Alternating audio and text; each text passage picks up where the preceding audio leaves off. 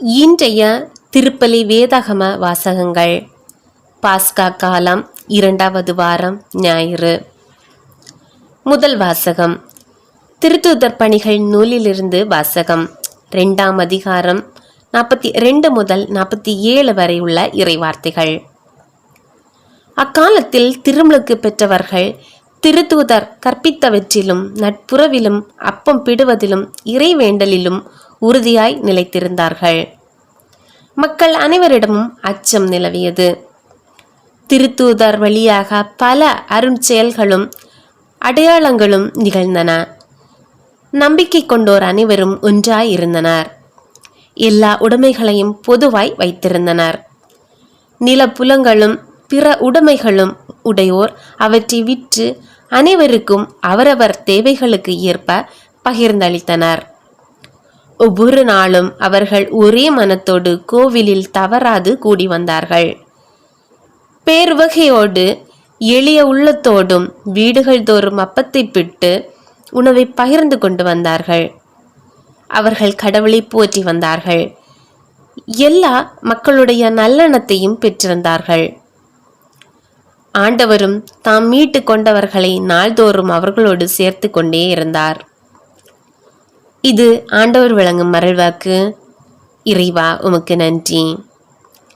பதிலுரை பாடல். பல்லவி. ஆண்டவருக்கு நன்றி செலுத்துங்கள், ஏனெனில் அவர் நல்லவர். என்றென்றும் உள்ளது அவரது பேரன்பு. என்றென்றும் உள்ளது அவரது பேரன்பு என இஸ்ரேல் மக்கள் சாற்றுவார்களாக. என்றென்றும் உள்ளது அவரது பேரன்பு என ஆரோனின் குடும்பத்தார் சாற்றுவார்களாக. என்றென்றும் உள்ளது அவரது பேரன்பு என ஆண்டவருக்கு அஞ்சுவோர் அனைவரும் சாற்றுவார்களாக. பல்லவி. ஆண்டவருக்கு நன்றி செலுத்துங்கள், ஏனெனில் அவர் நல்லவர். என்றென்றும் உள்ளது அவரது பேரன்பு. அவர்கள் என்னை வலுவுடன் தள்ளி வீழ்த்த முயன்றனர், ஆனால் ஆண்டவர் எனக்கு துணை நின்றார். ஆண்டவரே என் ஆற்றல், என் பாடல், என் மீட்பும் அவரே. நீதிமான்களின் கூடாரங்களில் வெற்றியின் மகிழ்ச்சி குரல் ஒலிக்கின்றது. ஆண்டவரது வழக்கை வலிமையாய் செயலாற்றியுள்ளது. பல்லவி. ஆண்டவருக்கு நன்றி செலுத்துங்கள், ஏனெனில் அவர் நல்லவர். என்றென்றும் உள்ளது அவரது பேரன்பு. கட்டுவோர் புறக்கணித்த கல்லே கட்டிடத்துக்கு மூலைக்கல் ஆயிற்று. ஆண்டவரால் இது நிகழ்ந்துள்ளது.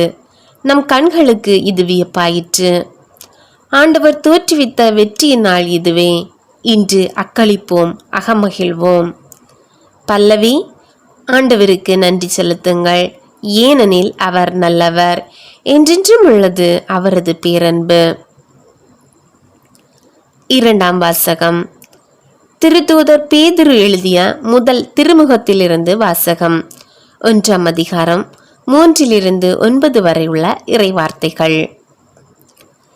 நம் ஆண்டவர் இயேசு கிறிஸ்துவின் கடவுளும் தந்தையுமானவர் போற்றி. அவர் தம் பேரிரக்கத்தின்படி இறந்த இயேசு கிறிஸ்துவை உயிர்த்தெழச் செய்து நமக்கு புது பிறப்பு அளித்துள்ளார். இவ்வாறு குன்றா எதிர்நோக்குடன் நாம் வாழ்கிறோம். அழியாத, மாசற்ற, ஒளியாத உரிமை பேரும் உங்களுக்கென விண்ணுலகில் வைக்கப்பட்டுள்ளது.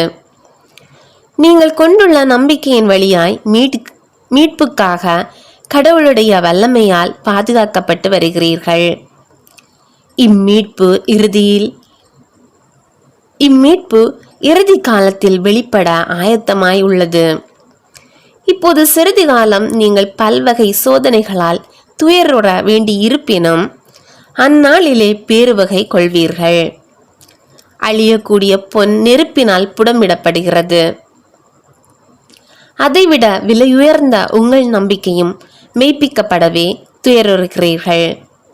இயேசு கிறிஸ்து வெளிப்படும் போது அந்நம்பிக்கை உங்களுக்கு புகழும் மாண்பும் பெருமையும் தருவதாய் விளங்கும்.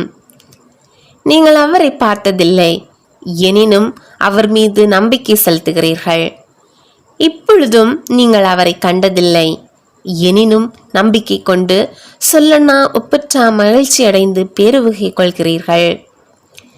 இவ்வாறு உங்கள் நம்பிக்கையின் குறிக்கோளான ஆன்மா மீட்பையும் பெறுகிறீர்கள். இது ஆண்டவர் வழங்கும் அருள்வாக்கு. இறைவா உமக்கு நன்றி. நற்செய்தி வாசகம். யோவான் எழுதிய நற்செய்தியிலிருந்து வாசகம். 20ஆம் அதிகாரம் 19 முதல் 31 வரை உள்ள இறைவார்த்தைகள். அன்று வாரத்தின் முதல் நாள், அது மாலை வேளை. யூதர்களுக்கு அஞ்சி சீடர்கள் தாங்கள் இருந்த இடத்தின் கதவுகளை மூடி வைத்திருந்தார்கள். அப்போது இயேசு அங்கு வந்து அவர்கள் நடுவில் நின்று, உங்களுக்கு அமைதி உரித்தாகுக என்று வாழ்த்தினார். இவ்வாறு சொல்லிய பின் அவர் தம் கைகளையும் விலாவையும் அவர்களிடம் காட்டினார். ஆண்டவரை கண்டதால் சீடர்கள் மகிழ்ச்சி கொண்டார்கள். இயேசு மீண்டும் அவர்களை நோக்கி, உங்களுக்கு அமைதி உரித்தாகுக. தந்தை என்னை அனுப்பியது போல நானும் உங்களை அனுப்புகிறேன் என்றார். இதை சொன்ன பின் அவர் அவர்கள் மீது ஊதி, தூய ஆவியை பெற்றுக்கொள்ளுங்கள். இவருடைய பாவங்களை நீங்கள் மன்னிப்பீர்களோ அவை மன்னிக்கப்படும், எவருடைய பாவங்களை மன்னியாதிருப்பீர்களோ அவை மன்னிக்கப்படா என்றார். 12 ஒருவரான திதும் என்னும் தோமா இயேசு வந்தபோது அவர்களோடு இல்லை.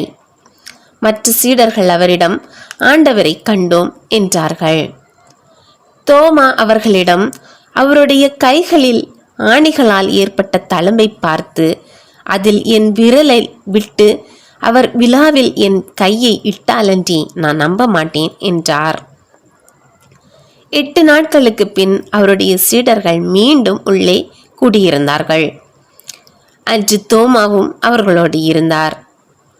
கதவுகள் பூட்டப்பட்டிருந்தும் இயேசு உள்ளே வந்து அவர்கள் நடுவில் நின்று, உங்களுக்கு அமைதி உரித்தாகுக என்று வாழ்த்தினார்.